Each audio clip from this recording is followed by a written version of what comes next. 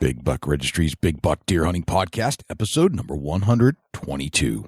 Jim Burnworth from Western Extreme, examining the anatomy of the perfect bow shot.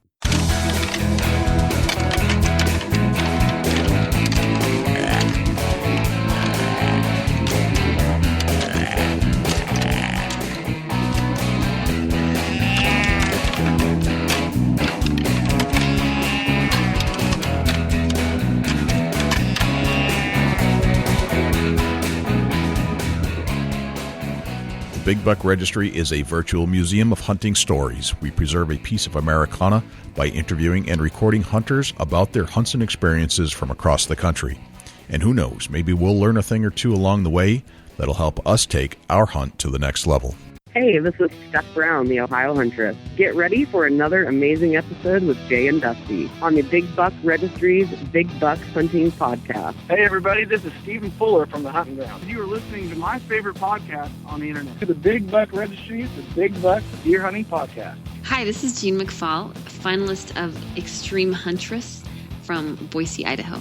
You are about to listen to one of my favorite hunting podcasts of all time, the Big Buck Registry's Big Buck Deer Hunting Podcast. Welcome to the show. This is Jay Scott, your host of the Big Buck Registry's Big Buck Deer Hunting Podcast. You know, I'm psyched you're joining us right here, right now. There's no place I'd rather be. And I've also got my good friend, as usual, from Ohio, Dusty Phillips. What's happening, everybody? I'm glad to be here, Jay, and I hope everybody's having the best of luck in the whitetail woods this season. Yes, sir. I'm having some amazing moments with my son in the woods. We're seeing deer. I'm seeing turkeys. I'm shooting at them, not hitting them, but I'm seeing them. And It's part of it. It's part of it, man. It's just such a great experience to be outside and be part of that whole thing. And as we are going to be talking with our guest, it is so important to make that whatever it is you're hunting, whether it's deer, elk, mule deer, turkeys, it's important to put a value on them, and a value that they are a resource and that we need to conserve them and take what we can when we have those abilities.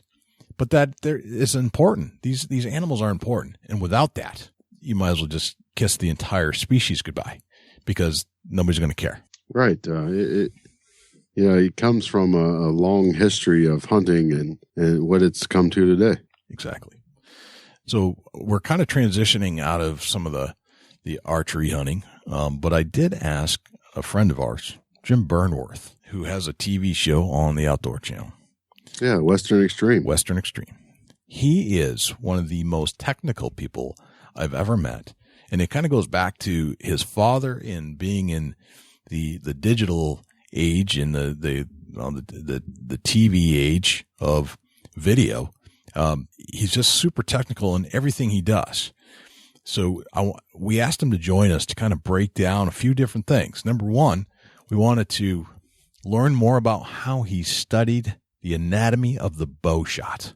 You think about all these great tools and how the bow has progressed over time, and all the fancy cams and wheels and limbs and quivers and arrows. And I'm not sure there's anybody else that I've talked to out there, even the bow techs, even the manufacturers themselves. I'm not sure there's anybody out there that's really studied the bow as Jim Burnworth has. Yeah, Jim's like a Rolodex of critical factual intelligence and super, super intelligent on the bow. Yeah, he just rolls it all into one. You have to pay attention to this show, and you probably have to play it 2 or 3 times. I have to be honest, because there's some things that you've probably never heard the terms on occasion.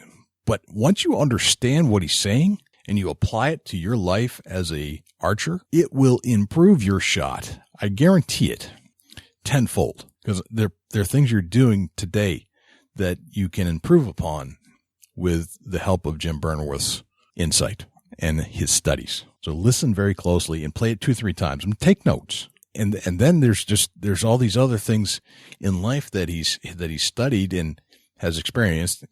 Get into a little bit of the anti-hunter, get into hunting with his children, he's just a great all around guy. And I love listening to him talk. And you know what I like about Jim a lot is how he says, bro. He always calls you bro. Makes you feel like you're part of the family. Right. Yeah. I couldn't agree more. Yeah. So, I can't thank Jim enough, but let's get into this interview with Jim Burnworth.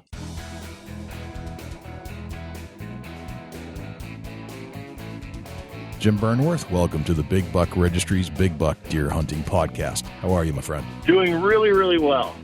I'm excited. We're talking about big bucks. Our favorite topic of all time, I have to say. Exactly. That's what you do after hours. If you're not hunting them during the day, you got to be talking about them at night. So I'm in. For sure. That's right. Hunt them during the day, talk about them at night. That's just the way it goes. Yes, sir. Exactly. So, Jim, where are you right now? Well, I'm actually in Montana. I just finished doing a public land hunt with both of my daughters, and now I'm trying to fulfill my own tag with a bow. So we're out here in Montana in a little lonely town out of Ekalaka, and trying to make it happen. Lonely towns are good for big bucks, I heard. Yeah, especially in Montana. Not the big sky state, it's a big buck state. That is true. Very cool. So, Jim, where are you from originally? We talked a little bit last night, and you were kind of filling me in on some of your background, but where are you from? You know, I grew up in a little town called Tillamook, Oregon, and now that I've been able to travel the world, and in many ways, I just feel like how fortunate I was to be able to grow up with the people that I've got to hunt with, the lessons that I learned. I truly believe, after now being everywhere, that some of the best hunters I've ever met in my life, real woodsmen, live in Oregon. You know, the town is full of loggers, and the timber and the country is extremely steep and wet. And I grew up basically hunting blacktail bucks and Roosevelt bull elk, and those are just priceless things and lessons that I learned that help me today, you know, in many ways. Oh, no kidding. So Oregon is your place of origin, and that's kind of, do you attribute that to your mental toughness, your physical toughness, and learning or knowing what you know today about the outdoors and the hunting? Do you attribute a lot of that to living in Oregon? Yeah, definitely. You know, I mean, like I said, it's a logging community. You know, I wasn't a normal kid when I was growing up. My father actually invented video electronics. And so, he had a manufacturing plant there, and, I didn't play sports. I wasn't a basketball kid. I wasn't a soccer kid. I really believe that I was an archery kid. And, you know, I've spent a lot of time mentoring and teaching as well, because I really believe that a lot of those kids that don't identify in a normal atmosphere with a bunch of them can be self-taught and self-study and spend time by themselves, competing against themselves and becoming better, and finding the outdoors is amazing, you know. But that's really what I did. I either worked, you know, right after school, and if I wasn't working, I basically was in the woods, you know, driving the hills and hanging out with a bunch of people that were really, really, really good. Some of the toughest hunting in the whole world is there. Right. A blacktail buck is extremely smart. He's nocturnal. You know, I could count on both hands how many truly mature 5, 6, 7-year-old deer that I saw there, you know, growing up, and the millions of miles that we put on the trucks just looking for them, you know. Very interesting. So your dad, you said, he invented video electronics. Yeah, my dad's kind of like I lost him a few years back. He's my best friend. You know, you can't have the conversations with anybody else like you can with your father. And my dad was like truly a Forrest Gump. It sounds ridiculous, but he broke 27 world records with cards. His name was on the side of the Blue Flame. He built a Voyager 1 and Voyager 2 deep space probe mirrors that are on the way to Andromeda, and every single planet outside our solar system that we see are reflected from those mirrors. They work through a series of noise that's sampled, and then we actually see those planets. And then he worked on the exact SR-71 that broke all the speed and altitude records. Had a bunch of boys from Lockheed because he was building beryllium pistons for Formula 5000 cars. And so I have 77 photo albums, and I grew up at the racetrack with him when I was really little. And then he really had this really strange man named Earl Madman Muntz, who won and lost more fortunes. Very first guy to bring the $99 black and white television set. Very first guy to bring to Los Angeles a Sony Betamax machine. Yeah. And so and my dad being working on a lot of like Disney cars, ended up working on a lot of different projects, and that turned into him starting a video electronic company that became man of the decade in the video industry, invented all types of video electronics, and died with 27 patents in color correction. So I just spent a lot of time, learning video, hanging out with video engineers. I didn't hang out with kids. I hung out with adults, handed them, Pepsis, took out their trash, and they taught me things. And those are lessons that I can't learn any other way, That's made me who I am today. That's intense, Jim. That's really intense. That's some really brainiac kind of stuff when you get down to it. Yeah, we were the very first people to ever load video into hard drives.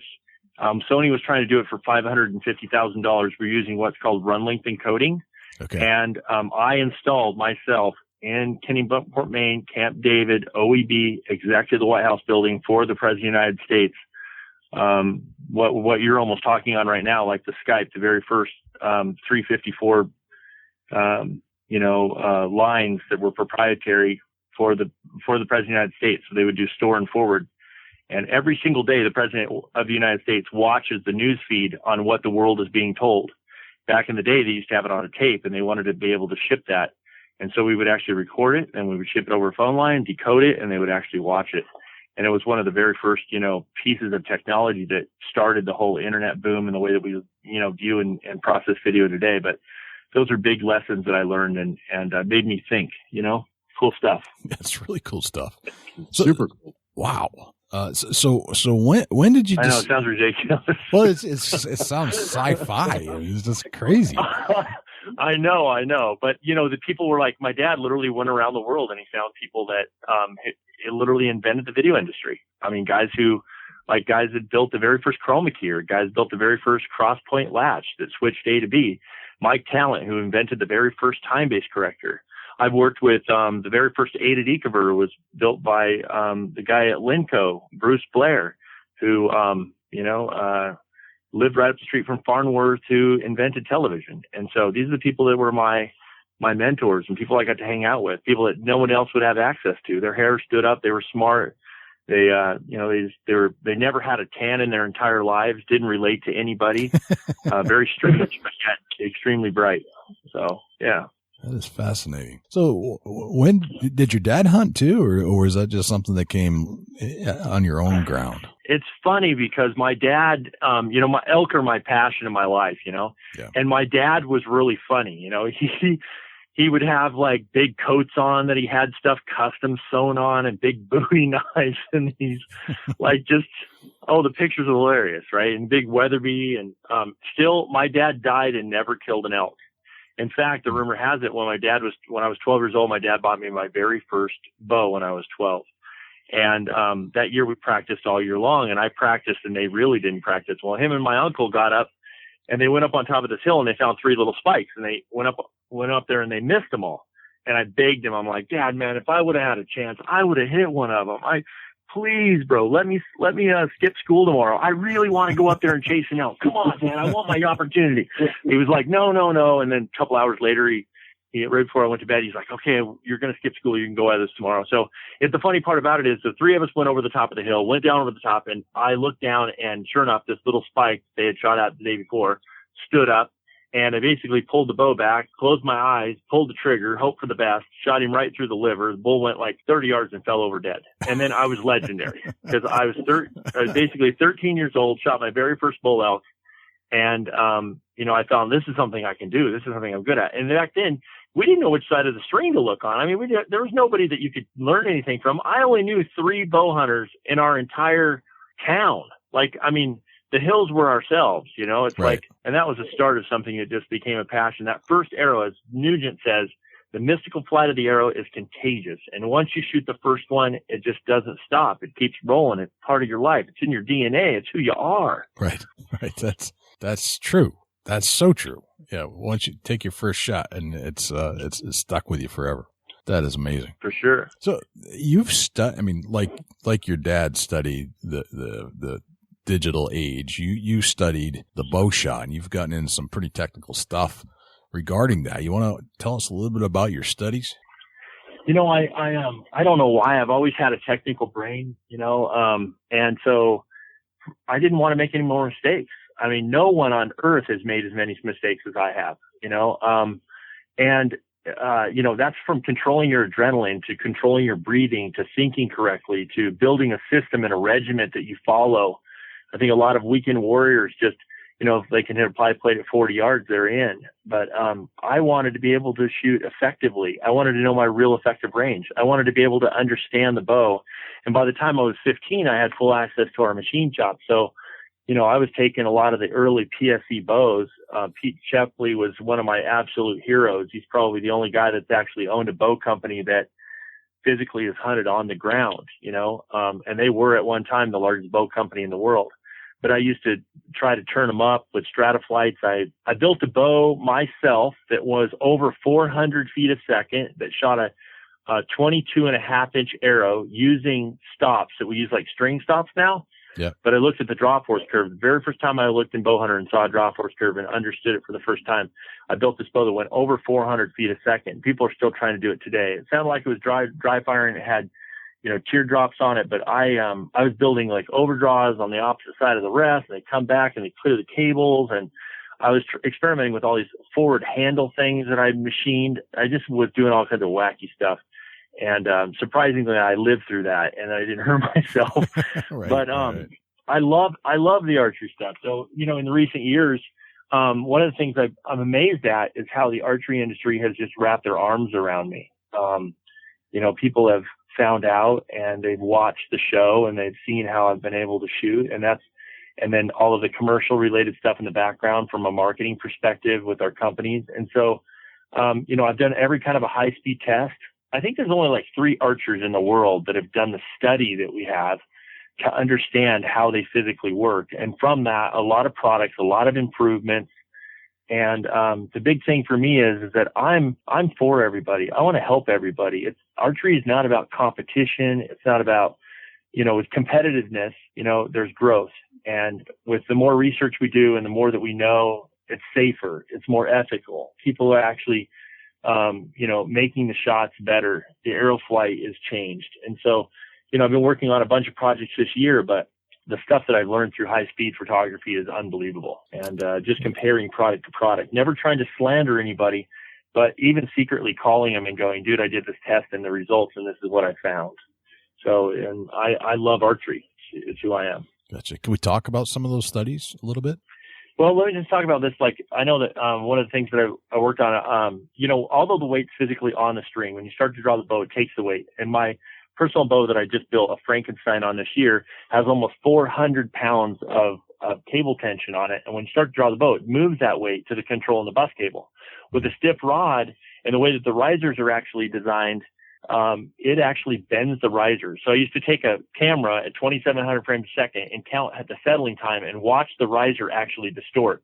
That's one of the reasons why a lot of riser manufacturers or bow manufacturers have actually changed the risers and went to like I-beam type designs to stiffen up the riser and try to knock the weight out of it. But also you have to realize when that weight is off the side of like, remember the carbon fiber rods back in the day? Yep. They used to have the sliders on them. Well, when I first started understanding what that meant is that the arrow goes through 2 apexes before it leaves the bow. So you have one, wherever there's an action, there's a reaction. So you have it both horizontally and vertically. It apexes in both directions. The spine has to be perfect in order for it to change. And that is dynamic spine. There are 2 types of spines in arrows in the way that they actually react. But that carbon fiber rod, I used to sand them until they would physically bend. And then years later on the Bowtech bows now, we have a flex guard. Well, you can take and draw that through a hooter shooter, watch it on the wall and watch the laser pointer, and you can see where over half the lateral movement is taken out of the arrow. Whenever we can get it into full gyro and correct it quicker, and then a lot of people talk about what's called parallel knock travel. Well, the center of the bow is not the center of your hand. The booger buttons try to go lower and lower and lower as we started to work on, lead off, cam timing. There's a lot of issues that happen with an overall bow so that you can have performance as well as shootability, and then you have to have the speed. So all these things play a factor in the overall development of it. But if you look at the way a lot of them are manufactured now and parallel knock travel, like the bow I'm shooting right now is within a quarter of a knock. I basically take a line that is completely horizontal on the wall, and then in slow motion, I actually track that knock travel. And this has to do with the spine of the arrow. And we made some major improvements in arrows this year. This is like one of the largest things I almost spent a big portion of my year on arrows in general, like not only in studying, but working with a top manufacturer as well as some engineering level people in order to look at what the next arrow looks like. It's interesting you just said that, because as you're describing the improvements to the bow in your studies, I'm thinking, well, all this has to lead back to a more improved arrow, pretty much. Yeah, it does. Like it's about shooting it out of it. But one of the things that really surprised me, a lot of people, I can't tell you, I try to listen to everybody and I take critiques on what I do right and what I do wrong. And I feel like I am myself and I cannot be bought for money. I've stayed true to myself. I don't solicit products that I don't believe in. Half the things that are on my body or in my pack, I buy. Would people give them to me? Absolutely. But then I'm accountable to each one of them. And so I'm not like a big product guy. I really believe in it or I don't shoot it. And, through the learning process. And so one of the things that I had looked at, everybody comes to me and says, oh my gosh, I learned so much from your show. You are such a technical archer. And I feel like I don't even do any teaching, because the balance between the entertainment of the hunting and the teaching are two different segments of the market, and whether people do or don't want to view it, and my show's been rated number one on and off out of 400 programs over the course of time. Been very blessed that way. And you can't buy audiences. They either like it or they don't. But the big thing that I did this thing for Dickies, and the network came to me and said, Jim, can you come up with 3 really high-end tips, things that people have never heard about before, and teach them something that you do? And I said, well, I just want to talk about arrows. I want to talk about spine of arrows, because a lot of people are buying very expensive arrows on straightness. Now, straightness is important, but I can't outshoot straightness. Now, a guy like Tim Gillingham or, Levi Morgan, people that shoot an arrow for a living, at that competitive level, guys that can actually field archer like that, they talk a lot about the straightness of the arrow. But in my testing, I believe that a lot of people are spending a lot of extra money for straightness when they should actually be looking at spine alignment. So there's a weak spine and there is a stiff spine on every single arrow. So I used to take a water bucket, like you can take your metal bow box and you fill it with water. Then you take the knock and you cut it off so that you just have 2 blunt ends, so it can't have any tails. You stick it in the water and the arrow will automatically rotate to the spine. Then you take a marker and you mark that point, and then you dynamically can check the spine on every single arrow. So that weak part, as it's coming out of the bow, is not rotated and oriented in different directions. Now, I'm not bragging, but in my life, I only took one picture of one group I've ever shot. And without a shadow of a lie, call it the lottery draw, call it you won poker and did a straight. But I shot 4 arrows at 100 yards and all 4 fletches were touching. Now that was with pins and without a magnifier. And on average, I try to shoot what I call a quarter minute and without an arrow tune. So let's say that we had 2 archers, they were competing side by side and they both could shoot equally, and one tuned their arrows with the spine alignment and the other one didn't.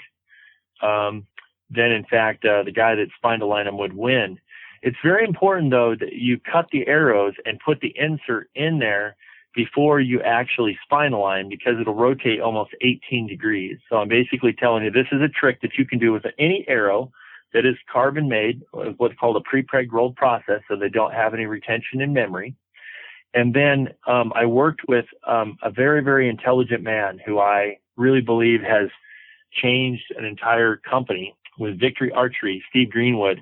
When he came in, he was a grown-up, bro. He worked really hard, and he built the very first spine aligned shaft based upon, my early findings and the amount. I had over 3,000 emails off that one show. Wow. People wanting to know more about spine alignment. And that told us that the audience was waiting for something, that technology, and to look at it. So every single arrow that comes from a Victory shaft now has spine alignment. The very first one, I'm very proud of that.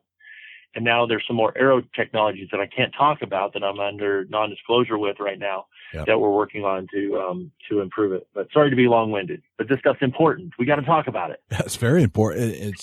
It's very technical. So how do you describe that to like the layman, the person that doesn't engage in this stuff? Can you kind of summarize it for somebody? Yeah. So here's a really quick step on how you can improve your shooting and increase your effective range and tuning the arrow. So it's really important that the bow is actually tuned and that you pick the right arrow and it's the right length and it's spine weighted for that particular draw weight. And there are some stuff from like Fire Knock as a reference. George at Fire Knock is one of the smartest engineers. He has 5 PhDs, one of the smartest guys I've ever hung out with.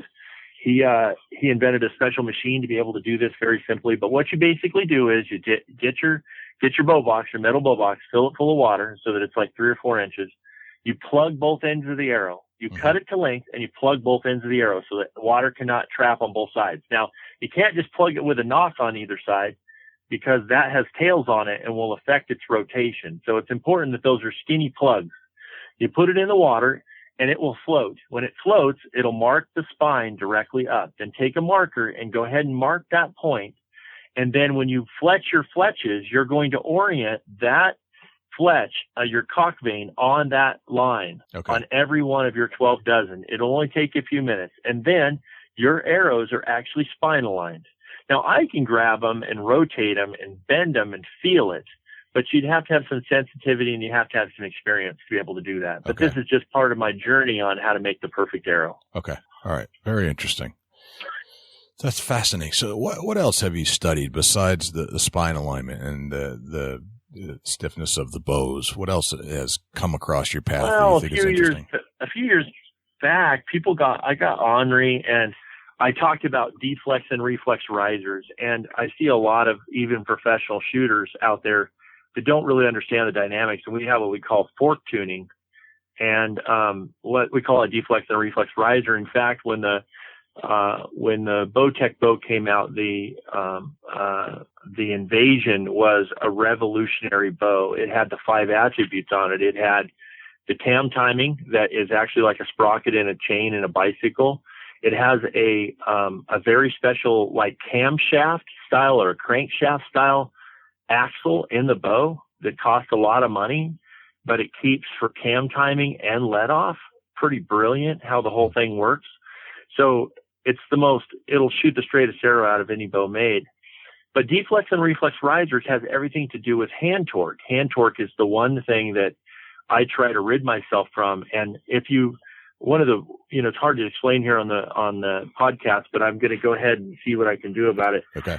What I try to do is I try to load the bow. I have one point in my hand. That point actually goes into my joints and goes all the way up into my arm. In fact, a few years back, I did a special thing with my daughter on one of the shows, and it's on my Facebook page that people can reference.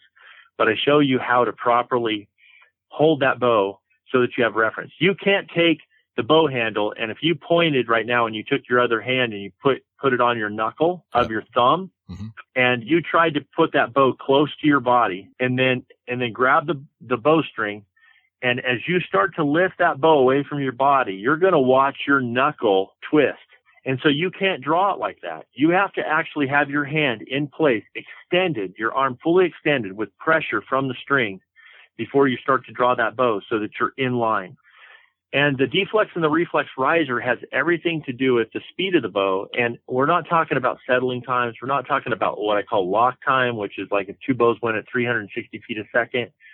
And even though they both went 360, it's the amount of time that it takes for that arrow to physically leave the bow. This has everything to do with like drop time cycles, like how long the rest should be up, how much guidance we have, whether it's going through the second apex that actually has collision. There's just so much to this stuff. It looks so simple, and everybody who's shooting 40 yards, whatever. But, I made catastrophic long shots. Like, I hate to say them, and everybody bashes me for it, but every single arrow I shoot, I'm responsible for. Every one of them I practiced. There are a lot of conditions. I have what I call my go, no-go gauge. I draw the bow. I look for my rhythm. So here's a real tip. Here's one of the most amazing tips in archery. And if anybody's listening to this, should actually record it, listen to it, reference it, send it to their friends. It should become completely viral, because I'm going to tell you for the first time the difference between becoming a really good shot and a mediocre shot. Okay. So this is the way 99.9% of all people shoot a bow. They draw the bow, and you want to be able to relax your front arm. You do all the steering with the back. And you have to dynamically and statically balance the bow. And you have to have enough pressure, and the draw length has to be right to where I can pull my front arm against my back arm to create tension to where the pin physically sets. Right. So a few years back, as a reference, I was shooting a baseball off the end of a bat at 100 yards in front of 50,000 people at a baseball stadium. I saw that. Now, I would have been booed off that, right? So I would have been booed. I mean, think about that. The pressure, it's one thing to do it in my backyard, but it's another thing to do it in the wind in front of the 50,000 crowd, completely nervous. And if I could not have held the pin in the ball, the odds of me hitting that are none. The bow, the arrow, my aiming, the tune of the bow, everything had to be perfect to hit that baseball off the end of a bat. The only way I can do that is to hold that pin in that ball. So what I do is I actually teach people with a laser. So you go down to 7-Eleven and you buy a $20 laser. You take some tape and you tape it onto your riser. Now, I don't want that laser in your sight picture. I want the pin that you aim with every day, and I want you to start at 20 yards. And at Home Depot, you can buy these 1-inch round little tabs that have a nail in the center of them.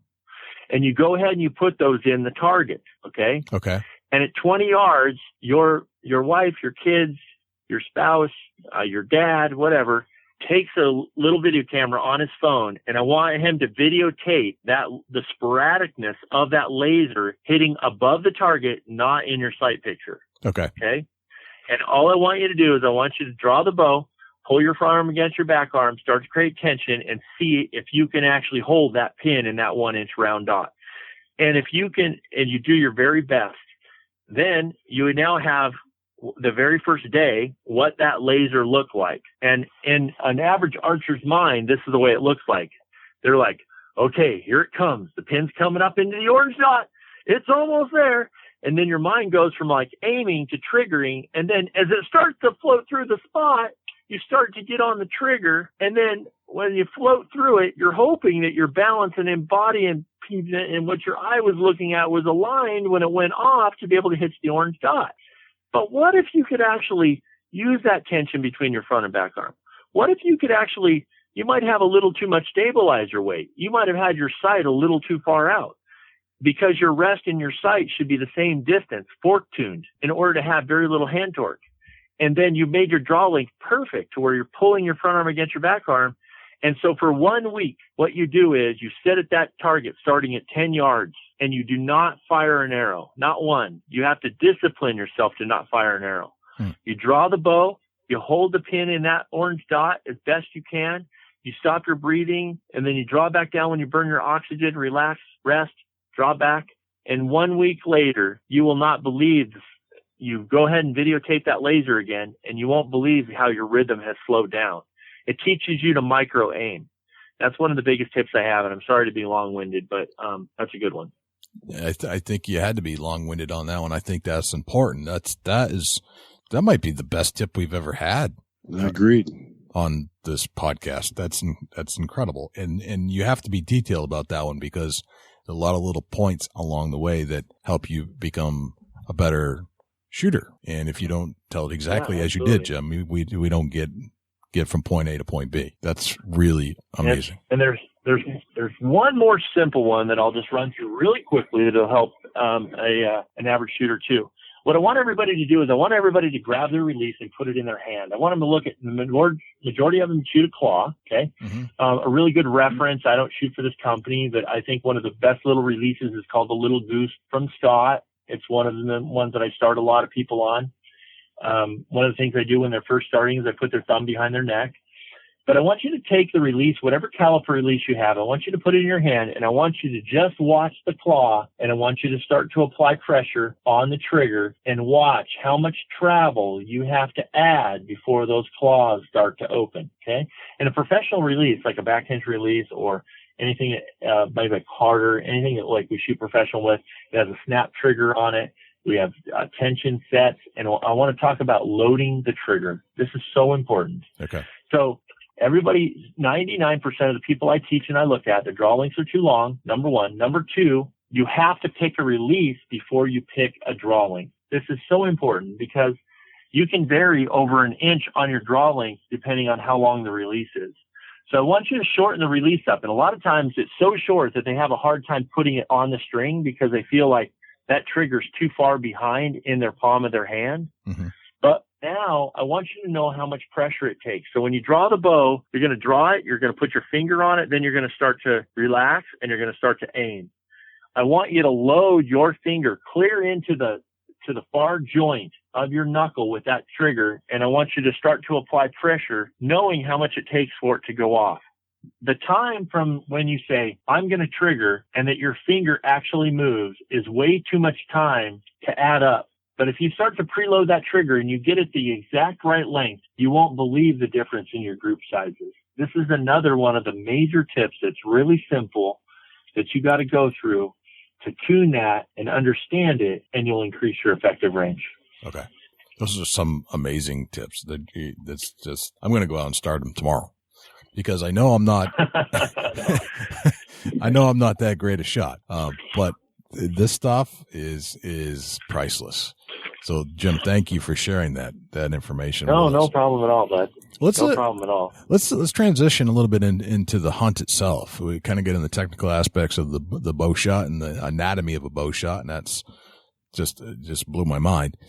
Let's talk about transitioning some of that into the hunt itself, and specifically about what you do, Jim. Let's talk about some mule deer hunting if we could. And I'm kind of curious as to what do you bring into the woods with you? And I like to have kind of Dusty, you kind of run us through your gear check. What do you do there? I'm very simple. Like, I really am. Like, I hunted in tennis shoes most of my life. I just used my wheels and my legs to get wherever I needed to go. I'm not real fancy on my gear. I find disappointment in most of the products that are built. People try hard, but I think they only go to about 90%. They don't really go to 100%. They don't really think things through enough. And I think a lot of that is just that people who are actually manufacturing the products don't actually use a lot of it themselves, and they're looking for feedback, but then most people are all just sponsor hungry. So they're willing to say how great of a product it is and not really give real feedback, Right. Just honestly. But I think the big thing is that I want things attached to my body. I spot and stalk on the ground, right? I have to, in daylight hours with a cameraman over my shoulder, I have to get it done. And I haven't shot one animal in 12 years that is not on camera. I've shot over 1,000 big game animals with my bow. On average, I shoot between 50 and 70 big game animals a year, including Africa. And so I just do it over and over and over again. And so I want things strapped tight. I want to be able to be mobile. Knee pads are a big thing. Sometimes I put them underneath my jeans. Gigantic. My binoculars, I'm not talking about product, but there is not another pair of binoculars other than a Swarovski. That's it. That's the bomb. I believe that everybody should own a pair. Okay. Like, it's hard to come up with that cash, but it's the ultimate. You can't live without them. Believe it or not, the best rangefinder made is made by Leica. And I told my wife a long time ago, I said, I don't care how much money I make. I've arrived when I have a Bowtech in my hand. I have a Night Force on top of my firearm. I have a Leica rangefinder and a pair of Swarovski binoculars. So I guess I've arrived. So you have that stuff now, I take it. Yes. And it's like, everybody's like, why is he using one over another? Because I can't be bought for money, because that is the best product made. Like it, take it, leave it, whatever. It's who I am. Right. Makes sense, though. It does. Very much. If you find something that works and you believe in, why not use it? It's my moneymaker, Absolutely. I want to be a buck richer. Makes sense, though. Get in a little more detail on what kind of bow setup are you using when you're hunting? Man, I don't know if I can tell you, because everybody, Bowtech's not real happy with me if I start telling you about the Frankenstein stuff. One of the things I've been working on this last year is strings. Strings are just a gigantic thing. I look at limb deflection. Who's to say that the top and the bottom limb doesn't actually have 2 to 4 pounds of limb deflection and the balancing of that? So I have a bunch of very big tuning things. But right now, I basically took a Boss, which is the best riser I've ever shot, with an Insanity XL limb, and a cam. And then I worked out my own geometry and built a string set, and I'm shooting, my eyesight's not as good as it's ever been, but I'm shooting better than I ever have in my entire life. And that has to do with holding, and the bow that I built. So I built 2 of them, and I'm really proud of them.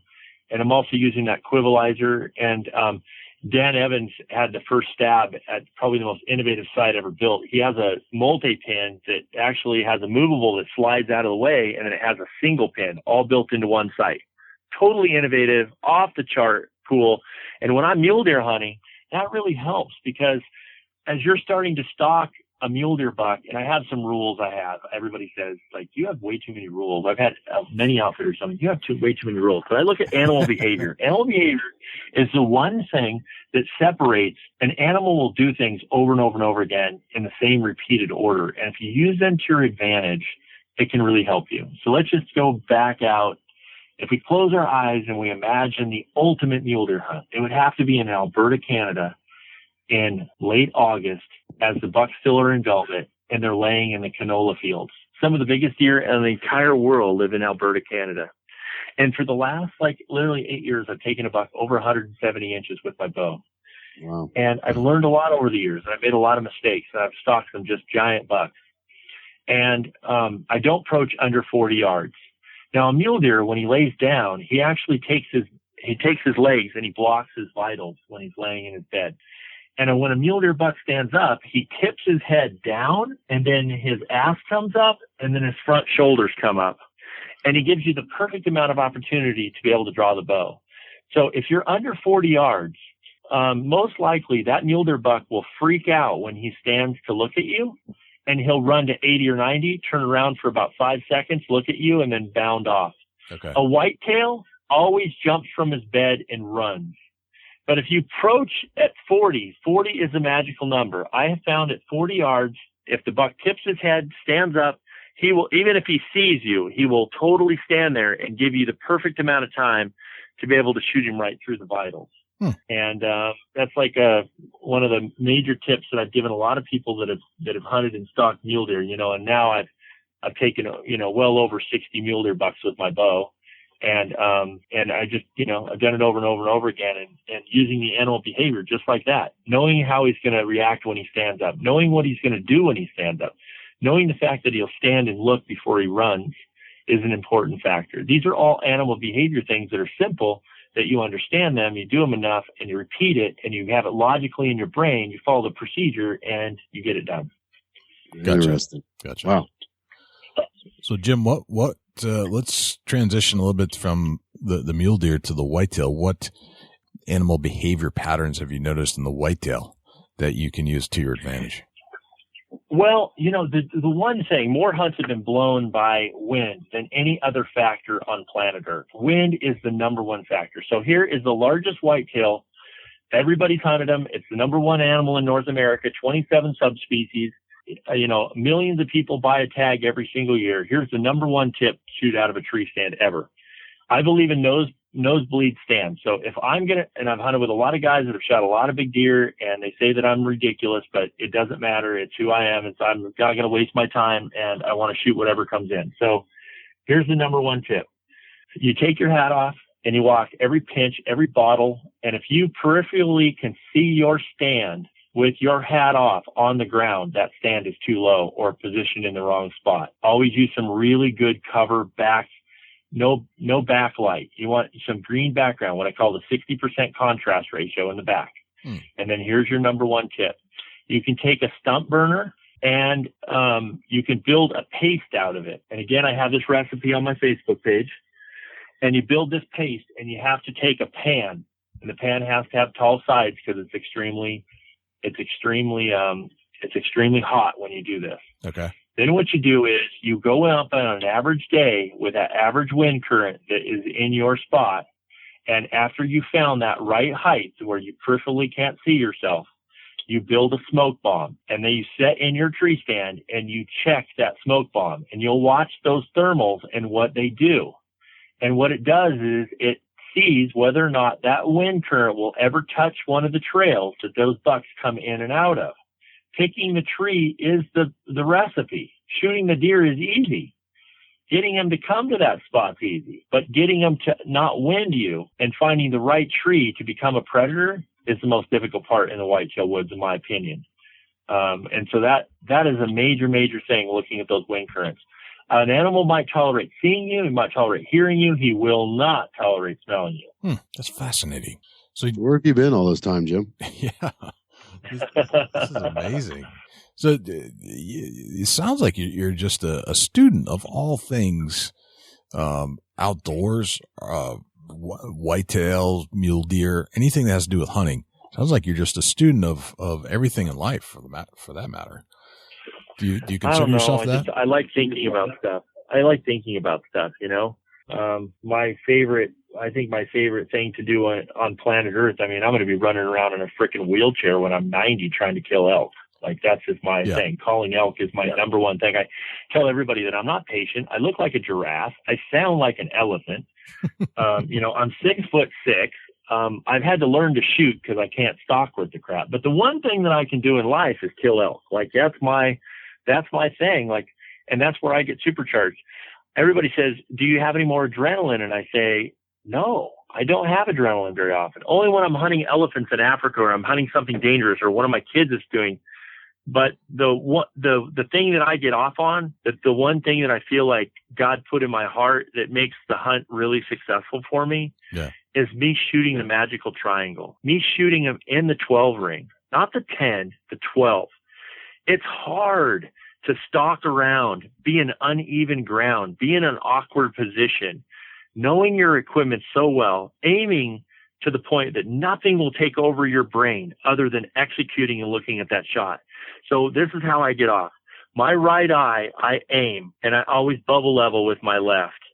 And I'm aiming with my right eye. And when I pull my front arm against my back arm, let the pin physically start to settle, come up on the target, never down on the target, hold that spot until the bow physically goes off. And when I'm aiming with my right eye and I watch the arrow, because I shoot with both eyes open, strike the mark that I just shot with my left eye, and it goes in the spot, that right there is Jim's heaven. Gotcha. All right. I love that, because I didn't just stalk the animal. I didn't just get close enough. I shot him in the 12 ring. And when I do that, he's going to live 25 seconds. And that for me is the most ethical way that I can bow hunt. Now, I'm not perfect. I've made every mistake there is, but I've strived for that. I've worked for that. I've earned every one of them that I've been able to shoot in the spot. Gotcha. Tell me more about the 12 ring. What is that? What is that to you? Oh, it's just a term. Like when you're shooting 3Ds, I used to shoot 3Ds when I was younger. You know, my whole family, we traveled around on Sundays, and I used to compete and stuff. And so, for me, it's what they call the X ring. Western extreme with the X means something to me. So I always talk about shooting the X ring or the 12 ring. That there's there's a 5, an 8, a 10, and then the 12 would be a double X, like in the spot. Okay. So sweet. Gotcha. All right. One of the things, Jim, that I've noticed is that you've expressed yourself on some of your social media pages when you encounter somebody that's an anti-hunter, and you raise some amazingly great points. And I was wondering if you could kind of share some of your beliefs about those that aren't into hunting, that take that extra step to actually go out of their way to make your day a bad day just because you're a hunter and they're not and don't believe in it. Yeah. I'll never make an excuse. One of the things I've done is I've talked to a lot of young boys who are out chasing young girls and, in school. And I've heard a lot of young men that will not stand up for their hunting heritage or their family because they don't want to be persecuted by some of the young girls that they're in school with. And it's who we are. Like, I mean, it's, they don't understand the whole recipe, but you're right. I've been attacked, here or there, nothing really aggressive. Some of my own neighbors, some of the things that they've said to me and what I stand for, but I am not ashamed of anything. And I believe that I've done a lot of my own research into the things that I truly believe in. And I think it's important that we don't fight. That, one of the things that everybody talks about is a trophy hunter. Oh my gosh, how many times have I heard that trophy hunting is negative? I've heard trophy hunting is negative from a lot of people in the media, a lot of people that are in our sport, that trophy hunting has a bad negative connotation. And this is what I want to say to everybody. When a hunter puts value on an animal, In every single case, there are more of them. If you look at South Africa has hundreds of thousands of animals that are running around on private ranches and put into indigenous places and raised, and all because of $100. So let me give you an example. A few years ago, I was in Chihuahua, Mexico, and I was working with the Ngati Deer Association. Recently, I became the national spokesperson for the Mule Deer Foundation, and I've been speaking more and more on conservation and what that means. And so I was there to observe. So Grandpa said, hey, threw all the cousins in the back of the truck, all the grandsons, everybody. There's about 6 or 8 of us now. They take 22 rifles, way too small, 22 long rifles, way too small to take a deer, but that's what they hunt with. There's no way to judge them or to tell them right or wrong. That's all they have access to, and it's Grandpa's ranch, right? None of the kids have been through hunting safety course. None of them have been truly educated, and the only value of that mule deer is meat. So everybody jumps in the back of the truck. We roll around, and that night, I was so surprised because every fawn, every doe, every buck, anything that we saw, if there was a deer sighting, everybody in the back of that truck started to unload. Why? Because that animal only had meat value. A mule deer buck is worth more than meat. So every non-hunter, every woman that doesn't understand why we love to dress up in makeup and camouflage and smell bad, right, always asks, what are you doing with the meat? What did you do with the meat? And what I always say is the meat's important. The meat feeds our families. It's on our table. It's what we pride ourselves in. But the buck is worth more than that. If I had told Grandpa that I was willing to pay $3,000 for every single animal, every single big mature buck on his ranch, he would tell them boys, get out of the truck, go build some water holes, go post the fences. Let's figure out how to get them mule deer off that neighbor's ranch and on ours. Right. Because the value of them. And everybody could say, well, that's private. That's worth $3,000. But that's what our tags and our licenses do. Every single billions of dollars that are being generated over a long period of time for all of the fish and wildlife and parks and recs, we fund it. We are the conservationists. We are the guys who love. We are the guys who pay to play. No one loves an elk more than I do. I want to spend time with them. I don't want to look at them on the side of the road every once in a while when I'm driving down there with my Subaru. I want to get out of the truck. I want to go spend time with them. I want to go call them. And so trophy hunting is the greatest thing ever. Every time somebody says they don't believe in trophy hunting, I'm like, okay, so you want me to shoot the does and the fawns? Right. Is that way to do the game management? Oh, no. Well, you want me to shoot the mature bucks, right? Then you are for trophy hunting. You do believe in trophy hunting. But I think we don't fight. I think we're very logical. We don't get mad. We try to explain. We try to encourage, and we try to. I've often said it's funny because Charlton Heston was an absolute army for our Second Amendment rights. Yeah. And his last address before he died to the NRA, he said, if we focus on anti-gun legislation, but we ignore anti-gun generation, we spend all of our time legislating and none of our time mentoring, in one generation we will have failed. The last time I heard something negative about our sport, it did not come from a vegan or a vegetarian. It came from one sportsman complaining to another sportsman on how he or she spent their time afield. And I just think it's really important that we unify. I don't care if you're doing it behind a fence. Yes, I said that out loud on your podcast. I don't care if you're you have a crossbow, or you're a traditional archer, or there's some new technology coming down with some air guns, or you're using a 338 Lapua or a 50 BMG. You have a deer tag. The outdoors means something different to you than it means to me. I'm not here to judge you. I'm here to love you as a brother. So if you're doing it with a slingshot or a spitwad, if it's ethical and it's legal, I, Jim Burnworth, stand with you, period. Gotcha. I love that, Jim. Absolutely love that. All right. So what I'd like to do here, Jim, is you've been on a bunch of deer hunts in your lifetime. You've killed a lot of deer, whitetails, mule deer. Is there one hunt in particular? If I ask you the question, what's your most memorable deer hunt? Is there one hunt that pops into your head?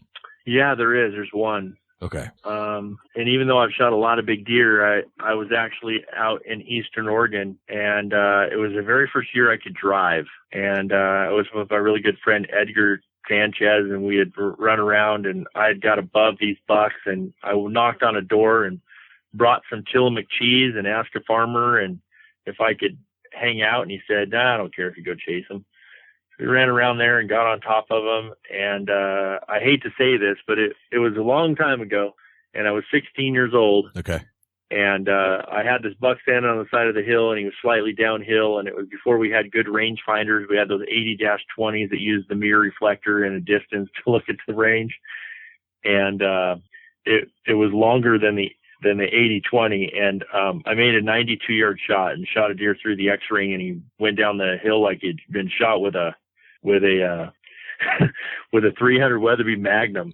Wow. And my heart was I was shaking so bad that I had to sit down and catch my breath again because of just being able to precisely aim and shoot that. And that's back in the day, dude. That's back when the bows don't look or act or shoot like they do today. Right. For sure. Yeah. Can you elaborate on that a little bit more and just kind of tell us kind of how that all got set up, kind of like a play-by-play? I'll be honest with you. I don't have a lot of recollection of anything other than the shot. It was a long time ago, but I think I got my roots for that. It's like one of the other elk hunts I remember. Back in the day, I was like a lot of people see me as an archer, but I'm equally ballistic tabled on long range rifles.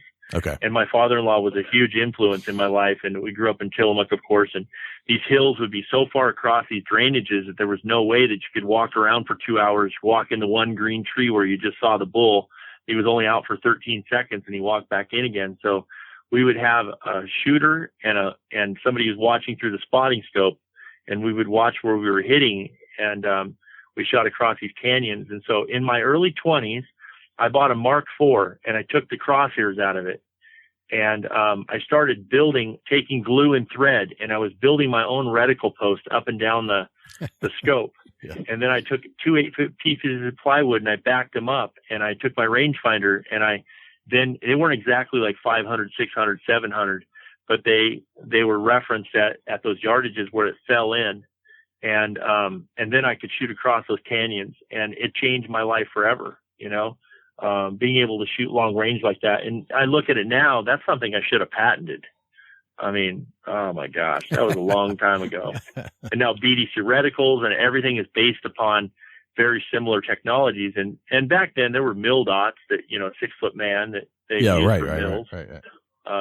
But other than that technology that they were using with 308s, there really isn't anything to reference. And now, our whole shooter thing blew up now, and, so, with what Night Force and everybody has, it's pretty amazing. Yep. I have a bunch of long range rifles, and I did a lot of teaching with, high speed photography, watching the bullets and the projectiles. I almost killed Ray Bunny that time when I blew up the car, like just crazy stuff, like just doing stuff that we shouldn't be doing, getting wild. Of course. Like teenagers. How old are you now, Jim? I'm going to age myself. I'm 47 years old. 47. All right. You're not that much older than I am, so I can relate to a lot of this stuff. That's good. Excellent. Well, you guys are old. Yeah. Dusty's a little younger than both of us. I know. Jim, we can still outwalk the 20-year-olds, though, man. You got heart. It's all mental. It's all mental toughness. That's it. That's 10 exactly breaths, right. 10 steps, take a man anywhere. That's exactly the right attitude. Hey, Jim, something I recognize that you're super proud of, and that you seem through a video post that you thoroughly enjoy, and that's hunting with your daughters. Can you tell us a little bit about how old your daughters were when they got started and how they're doing today? Yeah, I am a very lucky man. I got married. I got married to my high school sweetheart, Lori. Doesn't have a selfish bone in her body. Moral compass points exactly north, and is not selfish. And she's been an amazing mother. And I have 5 kids, so I have 2 older boys and 3 girls. My oldest son, Randy, he started shooting 1,000 yards when he was 12 years old. Very, very technical on the firearm side. And then I have my son, Jeffrey, who's extremely mechanical, and Victoria, that's like just like her mother. And then Caitlin, I call her my 70s funky chick. She's super, super funny. And she's a lot of fun. And then my youngest daughter, Elizabeth, is just got an amazing amount of grace, and she's our singer of the bunch. And so, you know, how you influence. I mean, here I am, a professional hunter. I believe in hunting. My kids grew up around it. And you wonder whether or not how much pressure you should be on when they start. Well, my boys are just ballistic. I mean, they're identical to me. They're knowledge based, the way that they look at things. They're very logical. They're predators in every sense of the word. And then my daughter, for about 4 years in a row, I kept asking her, I'm like, hey, Tweet, I want you to go on a hunt with me. And she would always say, Dad, I'm really not ready. And the funny part about it is this is all executed on Western Extreme TV. And then the next year, she finally came to me and said, Dad, I'm ready to shoot a deer. And with a tear in my eye, my next question was, with a bow or with a gun? And she said, duh, Dad, with a bow. And then the funny part about it is, on the television show, she tells everybody that she goes, I just felt more confident with my bow than I would with my gun. And I was thinking to myself, what other girl on planet Earth would say that other than a Burnworth kid? Right. I mean, I have more confidence in my bow than with my gun. And that's because she grew up being an archer. Right. And she just, you know, the other thing went bang and she could shoot the bow well. So it's funny because her very first buck, we were all together and, you know, you just get supercharged. And we have a big buck contest at work. And I started calling all my buddies and everybody. I'm like, okay, I'm going to come off the road. I get to hunt with Victoria this year. I mean, this is big stuff. This is one of the biggest hunts of my life. I mean, and we got to win the big buck contest. None of that like, oh, they have to start on a small one. Forget that. Right. Let's shoot them a big one. And so we couldn't find a really, really big buck. We had some game tracker cameras and it was like 27 degrees outside. It was too cold for Victoria. And I went to her and I said, babe, this is not a good day for you, but this is a good day for the deer. And if you'll give me 5 hours and you'll dress up, we'll get a buck today. And so we went and climbed in the tree stand and she had a beanie on and she had hands on her. Cause I always believe that you should never have anything on your hands. You should touch the riser. It'll affect your shooting. You shouldn't have any kind of a mask on your face. You have to feel the string on your face. Your release has to fit the spot. And so, I was over her shoulder. I was videotaping and I'm fiddling around and I look to my right and here comes a buck that we had no idea, never got a game tracker figure, typical rut. Buck comes in, turns totally, quarters away, and she shoots him absolutely in the 12 ring, lives 20 seconds. And she was shaking so bad with excitement and the smile on her face, she about fell out of the tree stand. And the whole family came to celebrate. And that was like a really magical day. And then she, the next year, did the same thing. Early season, buck came in, sat for 4 hours, believe it or not, and shot one right through the 12 ring. And that, because of that experience that Victoria had with me, spending time and understanding it, and all of the time that she spent with the bow, enjoying archery before she ever wanted to take an animal, and me never pressuring her, but her always knowing that was part of our lifestyle and who we are. And she never had disbelief in it. It just didn't know whether she wanted to. And the number one thing a woman wants to know when she's going to shoot an animal, she wants it to expire quickly. She doesn't want it to suffer. So ethically, shooting the right broadhead, using the right arrow, and having them tuned and practiced from an elevated position on a platform that's small really did help. And then she encouraged my other daughters to hunt. So it all just came full circle. And so like I just on public land this last few days, you know, we were able to, both my girls took 4x4s, in 3 days. The wind was blowing 25 miles an hour and it was cold outside, but we just went at it hard and they both were able to take great bucks, where a lot of guys in Montana right now are jealous. That's fantastic. I love hearing that kind of stuff. That's great. Oh man, Jim, what if you could pick one hunting tip of all the hunting tips that are out there and all the things you've ever experienced? If you could pick one, what would be your number one hunting tip of all time? It's not your camo.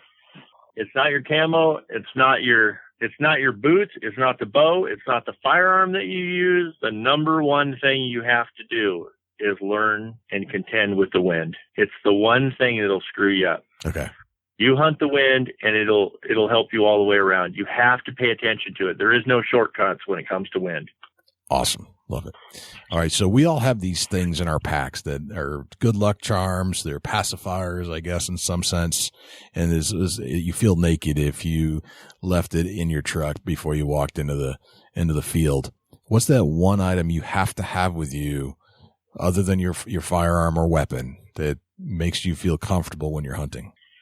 Jolly Ranchers.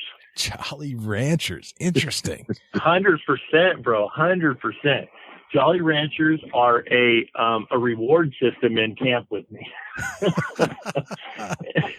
And when people find this out, they think it's funny. And I just got like 3 texts this year from other people telling other people, but it's a way for me to make it lighthearted, because hunting can be hard. It can be tough.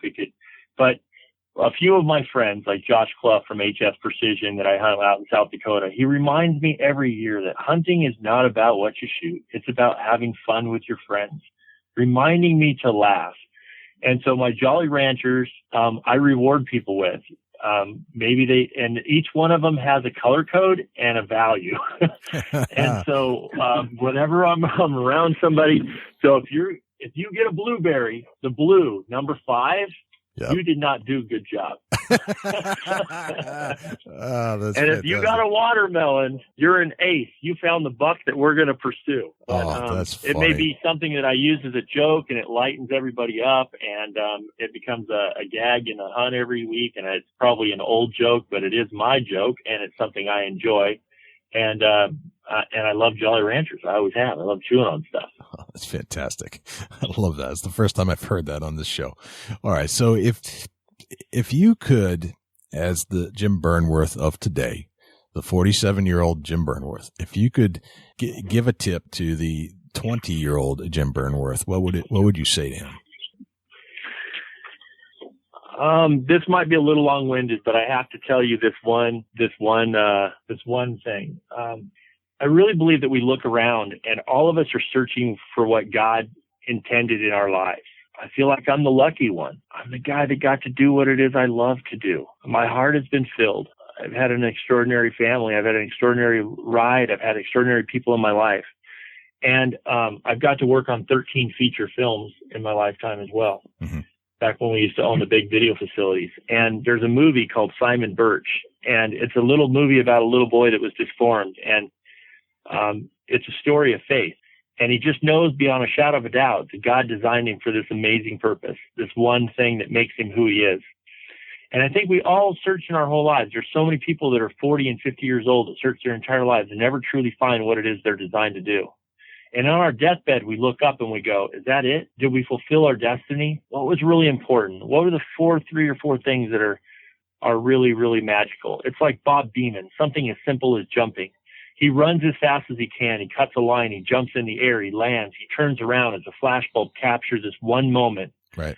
An expression on his face that he just broke the world record by 1.5 feet. And so I think all of the fears that we have as young people, as we live our lives through seasons, the first season is to educate yourself. The second season is to capitalize on what it is you know. And the last season of your life is your significant part that we try to put out of order. But if we just follow the faith that we have in ourselves, that we really listen to who we are. I was designed to be a bow hunter, bro. I was designed to use my technical mind. It has so many attributes. I have no idea how I ended up on TV. I have no idea the road that it took. It wasn't planned. It happened. But, like my dad used to say, do everything in your life 1% better. Everything. If you just figure out, he used to say, I'm going to get out of my own chair. I'm going to go outside and I'm going to look back through my own window and figure out how to go kick my own ass. And if you just take charge of life like that and you think about it and you really do care, you have to show up and you have to care. So I think I would have told myself, whatever your mind is thinking, whatever's in your heart, whoever you are, just do it. Don't make excuses for it. Be yourself and follow it and don't give up. That's awesome. That's so good. Oh man. So Jim, where can we find you when, hanging out here with us on the microphones? Where can we find you on social media and websites, things like that? But I try to get back to everybody. I really do. I'm gone 200 days a year and stuff, but I'm really becoming more and more social. It allows me to reach out. It allows me to help and it allows me to learn more. And so I'm on Facebook. Okay. And everybody can, write in, ask questions. I try to answer them the best I can. And I'm not an expert at anything, but I just love what I do, and I'm here to help. So if they want to go to, Jim Burnworth Facebook page, okay, I'm there. And if not, you can watch me on Western Extreme and choose your weapon in an outdoor channel. I'm going to be a lifer. Excellent. For sure. And when can we catch the show on the Outdoor Channel? You know what, Bud? It varies. Like, I think I have 8 air times a week on and off, and I don't know when those are right now. I really apologize. Once the shows are done, we're doing almost 100 episodes a year. Okay. So I just can't keep track of everything and everybody. Sorry. Yeah, no problem. That's a lot of shows to keep track of. Just keep tuned into the Outdoor Channel and you'll find Jim, I'm sure. All right, Jim, this has been a pleasure and an honor, and you filled our heads with great information, and I can't thank you enough for spending an hour with us and just giving us a little bit of insight into your world and seeing what's going on. I really appreciate you guys. You know, this level of technology, the fact that you guys care, you know, so many people from all walks of life are all connected by this thing called the outdoors that we love. And the more education we do, the more that we care about it, the more that we're helping each other and mentoring. And technology like this is really educating. And I think that's what the Outdoor Channel and the radio podcast things are doing for our industry. People are making better decisions. There's less poaching. There's more people caring. And we're the ones that pay to play. So I want to thank both of you guys for everything that you've done, and I'm sorry for being so long-winded. So you don't have to apologize for being long-winded. We like that. We love. You definitely shared some information. Yes. Definitely shared some information and go a long way with everybody. All the listeners should learn from this podcast. Absolutely. Thanks. Thank you so much, Jim.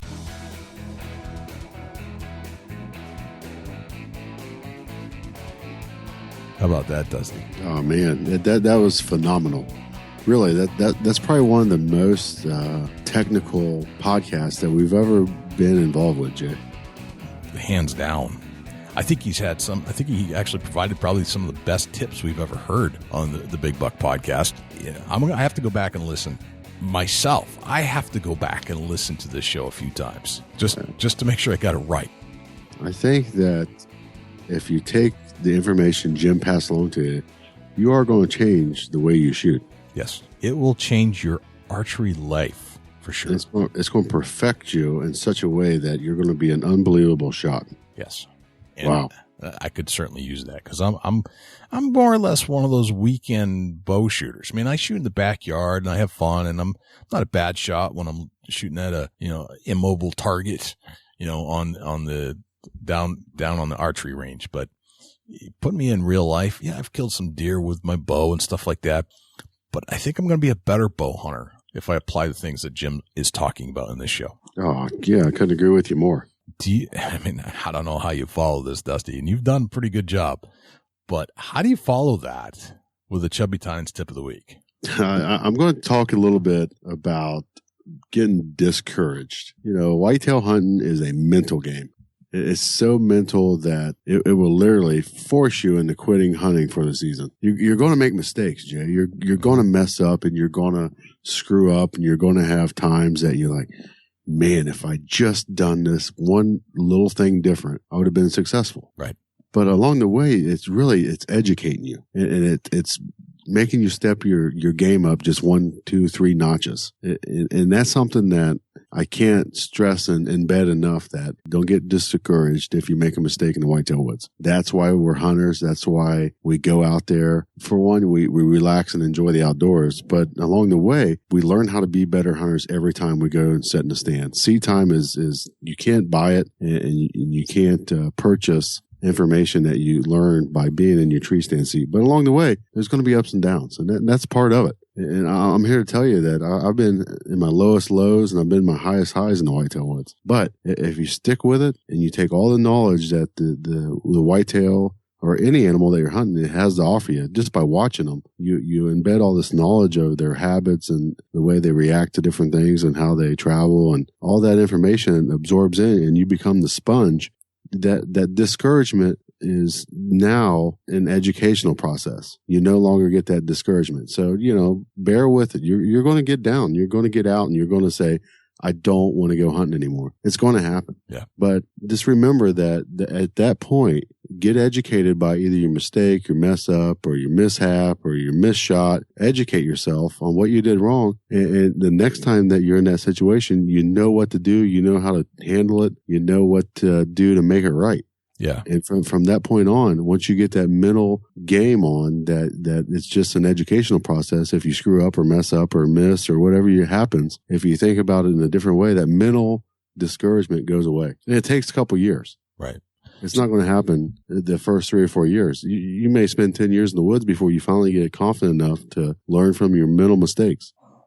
So you're saying basically learn from your hunt and take your failures as positive reinforcements to make you a better hunter. That's exactly right. And that's hard to do for a long period of time. It takes years before you can do that. Yeah. And it's tough. There's times where before I just want to be like, oh my gosh, I just give up. I've done everything I thought I knew to do. I've done all this. I've done that.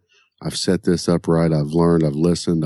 I've done everything that I know to do. But there's always that one next little small step that you figure out that this really changes how things turn out. So just stick with it. Take that mental negative and turn it into a positive and learn from it. That is the quintessential, probably one of the most important aspects of hunting is just learning and absorbing even the failures to excite you to go back out, because now you've learned how to overcome one of those things that didn't go well. It's amazing once that you learn how to do that, how much more your hunts are enjoyable at that point on. Right. And you basically just have to say to yourself, I don't know how this is going to go, but no matter what happens, whether I am successful or not, depending upon your definition, the point is that I'm in the field and that no matter what happens here today, I'm going to learn something or I'm going to enjoy something. And it's going to get me back out here tomorrow. And you can't purchase that. There's no money can buy that. Yeah. You know, it's something that you embed in yourself and you go on. It's amazing. Once you get to that point where you're comfortable with a mistake and you learn from it, oh my gosh. Right. It's so valuable. Yes. It's priceless. Be comfortable with your mistakes. That's a great way to put it.